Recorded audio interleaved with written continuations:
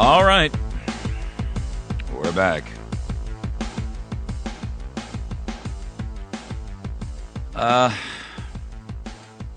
Folks, we have been terribly and sorely betrayed.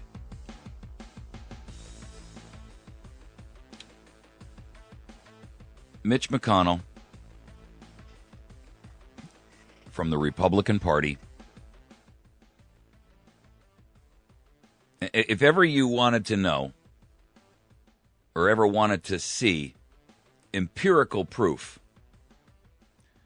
that the United States of America has a single-party system with two names, here's your proof. In the Senate bill that passed last night to break the logjam and end the shutdown and increase the debt ceiling, however, only until February, but with the implementation of the new rules that the president now declares how much we're going to borrow, and it's up to Congress to override it. Incorporated in that, which was the price tag for Mitch McConnell's betrayal, was a $3 billion improvement in the budget for a dam project in his home state. This was buried in the Senate bill.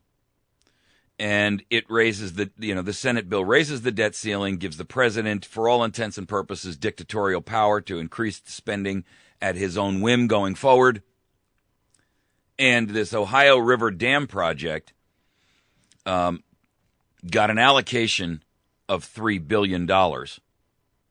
It's been being built since 1988. Its original budget was $775 million.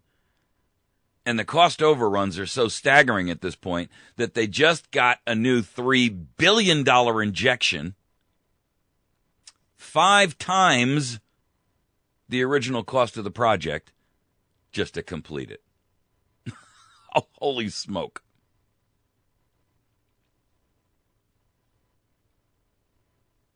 This project,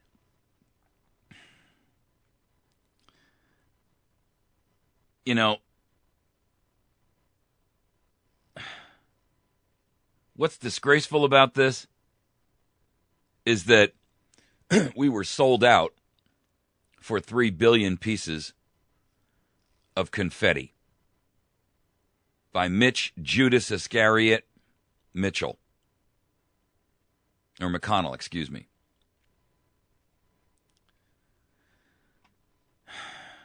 Even John McCain said they stuck in a lot of stuff, which, of course, they wouldn't have gotten through a regular legislative process. This is disgraceful. Of course, it's easy for him to jump on the bandwagon of the naysayer now, when all this time he's been supporting the president on this debt thing, saying, don't do it, you can't shut this thing down, it's too big, blah, blah, blah, we're ineffectual.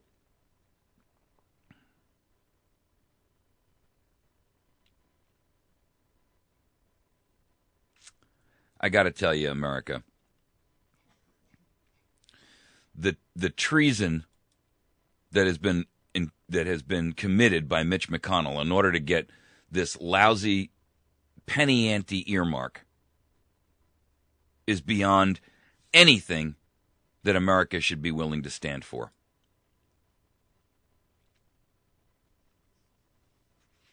Suddenly, a $3 billion allocation is made for a Kentucky project, and Mitch McConnell, the senator from Kentucky, says, I'm in charge of the negotiations now, and I say it's a go. Oh, and by the way, the president, going forward, now has the right to raise the debt ceiling at will.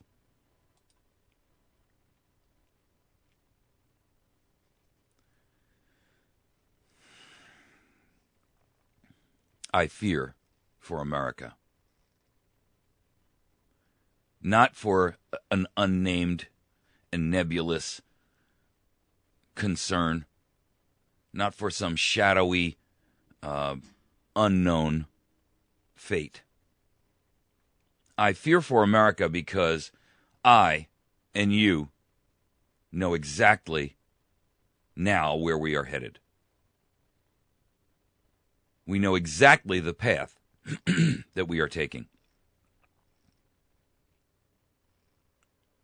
The United States of America is no longer a republic, and quite frankly, it's no longer even a democracy. In a democracy, as failed as that system is, and every democracy, a true democracy, has gone down in flames with bloodshed and the failed state of whatever nation instituted it. But even in a democracy, you at least have the chance for the populace to say no. In this case, we don't even have that.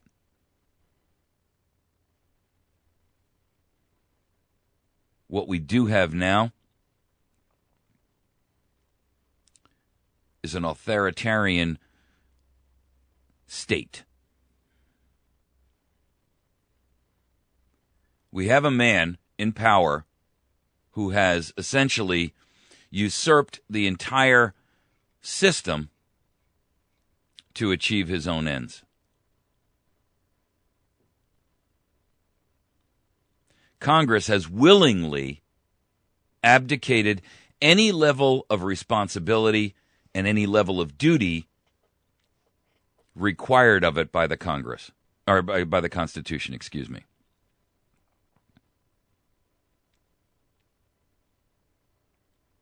I have to tell you, what we have just seen last night, which is completely ignored by the media, is a coup d'etat.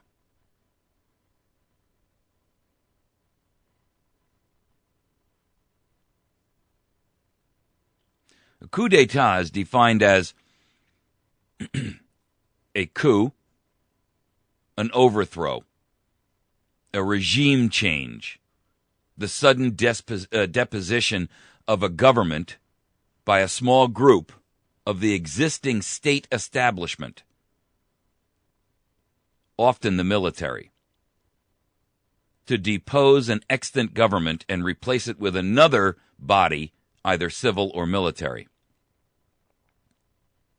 A coup d'etat is successful when the usurper has established its dominance.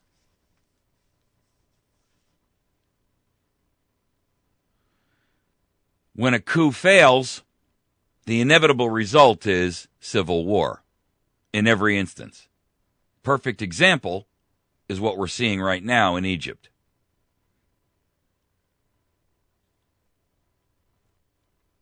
What we have just seen in the last 12 hours is a coup d'etat.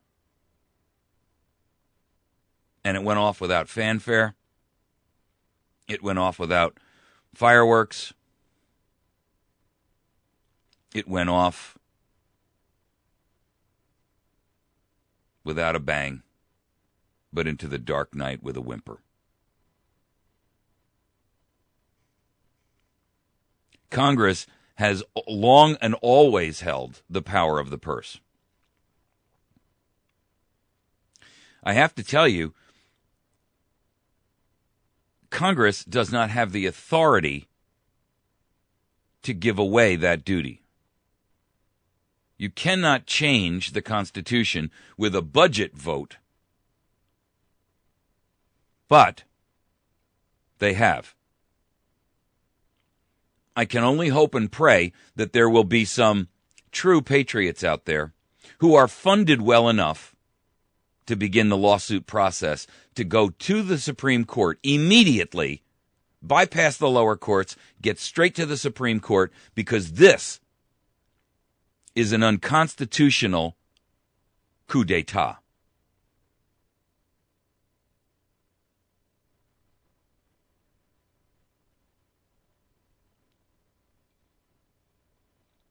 What's really happened here is far more dangerous than most folks think.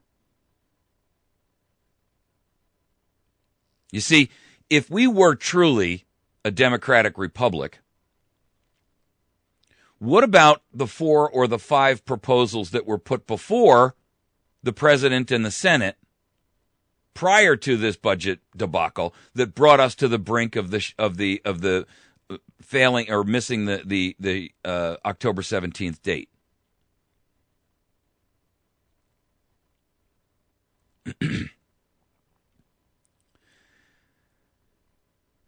This was a single, one-party decision, one party who declares their allegiance, and another party who declares their allegiance in secret behind closed doors.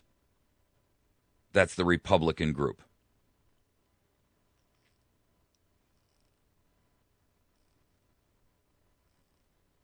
Where we are and where we're going from here, I can't tell you where we're going to end up. I have some very good ideas, but I can tell you this. The days of American dominance, the days of liberty and freedom being the hallmarks of this nation, are dead.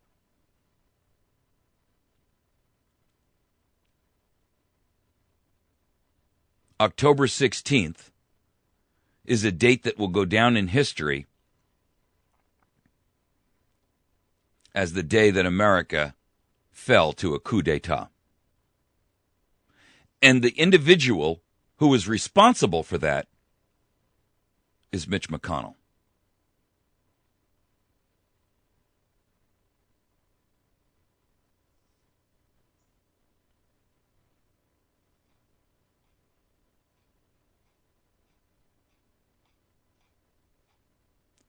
We have reached a point of no return.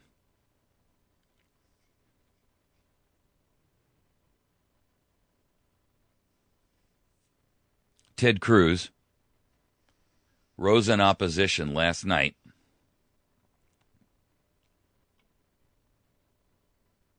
to this vote, and he refused to vote yes for it. But the vote did pass, 87-18. I mean, it wasn't even close. Wasn't close in the House either.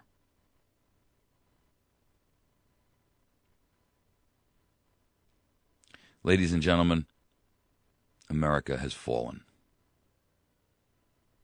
And I say that with the full knowledge that there will be those who will disagree with me.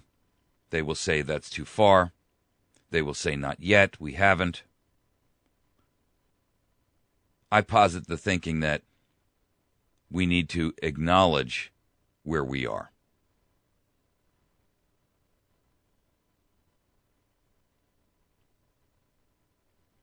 And I think that it is only intellectually honest to recognize that all we had hoped for, all we had hoped to try to achieve in the salvation and the restoration of this nation has been removed. Going forward, Congress will be a rubber stamp.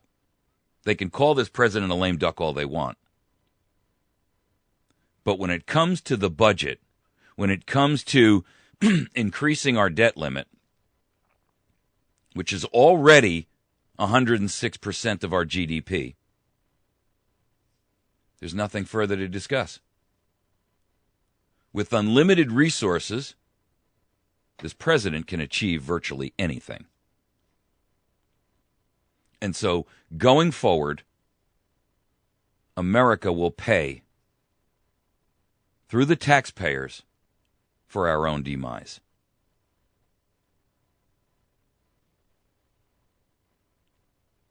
We're going to take a break. When we return, we're going to take up our third topic, which is the Chase Manhattan Bank limiting cash withdrawals, limiting corporations to a $50,000 per month limit of transfer of funds.